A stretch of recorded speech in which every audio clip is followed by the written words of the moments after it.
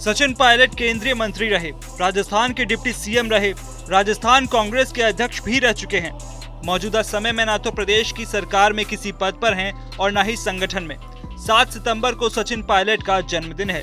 सचिन पायलट के जन्मदिन को इस बार उनके समर्थकों ने कुछ अलग अंदाज में मनाने की ठानी है, और वो अलग अंदाज ये कि उनके जन्मदिन से एक दिन पहले ही यानी 6 सितंबर को प्रदेश में उनके समर्थक एक भव्य आयोजन करने वाले हैं। पायलट के जन्मदिन पर प्रदेश भर में ब्लड डोनेशन और वृक्षारोपण के कार्यक्रमों की तैयारी की जा रही है। हर जिले में पायलट समर्थक जन्मदिन पर कार्यक्रम करने जा रहे हैं। पायलट की अगली जिम्मेदारी पर सबकी निगाहें हैं। दरअसल सचिन पायलट को सत्ता या संगठन में भूमिका दिए जाने पर जल्द फैसला होने के आसार हैं। पिछले 2 साल से ज्यादा समय से पायलट के पास कोई पद नहीं है। बताया जाता है कि सुलह कमेटी के तय फॉर्मूले के हिसाब से हाईकमान ने उन्हें सम्मानजनक जिम्मेदारी दिए जाने का आश्वासन दिया था। पायलट समर्थकों को अब उसी का इंतजार है। सरकार में हुई राजनीतिक नियुक्तियों में पायलट के कई समर्थकों को जगह दी गई है।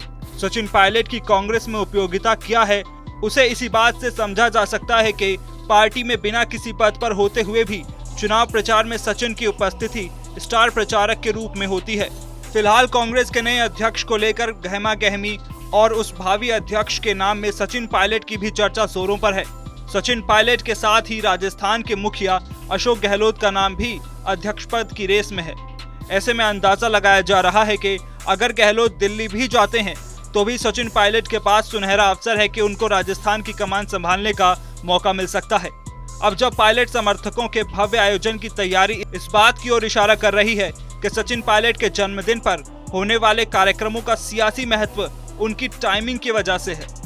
इसी महीने 22 सितंबर से कांग्रेस के राष्ट्रीय अध्यक्ष के चुनाव का नोटिफिकेशन जारी होने के साथ ही प्रोसेस शुरू हो रहा है।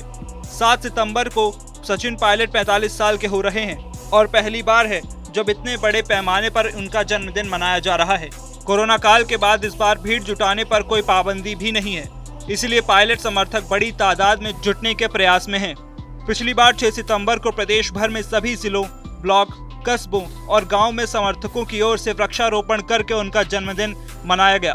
बता दें 44वें जन्मदिन के मौके पर सचिन पायलट अपने सरकारी आवास पर ही समर्थकों, कार्यकर्ताओं और नेताओं से अलग अलग मुलाकात की और उनकी बधाइयां स्वीकार की। बताया जाता है कि सचिन पायलट को जन्मदिन की बधाई देने के लिए बड़ी संख्या में कांग्रेस विधायक और आम कार्यकर्ता उनके आवास पर पहुंचे। इधर सचिन पायलट के क्षेत्र टोंक में भी उनका जन्मदिन हर्षोल्लास के साथ मनाया गया था, तो वहीं राजनीति के जानकार इसे शक्ति प्रदर्शन से जोड़कर भी देख रहे थे।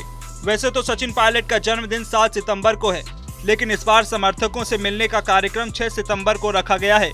7 सितंबर से राहुल गांधी की भारत जोड़ो यात्रा शुरू हो रही है, इसलिए पायलट उसमें शामिल होने कन्याकुमारी जाएंगे। इसी वजह से जन्मदिन से एक दिन पहले समर्थकों से मिलने का कार्यक्रम तय किया गया है। बदले हालात के बीच इस बार पायलट के जन्मदिन पर जुटने वाली भीड़ के सियासी मायने हैं। वैसे कांग्रेस की भारत जोड़ो यात्रा की टाइमिंग को लेकर भी सियासी हलकों में चर्चा का बाजार गर्म है कि पायलट के जन्मदिन वाले दिन ही इसकी शुरुआत क्यों हो रही है।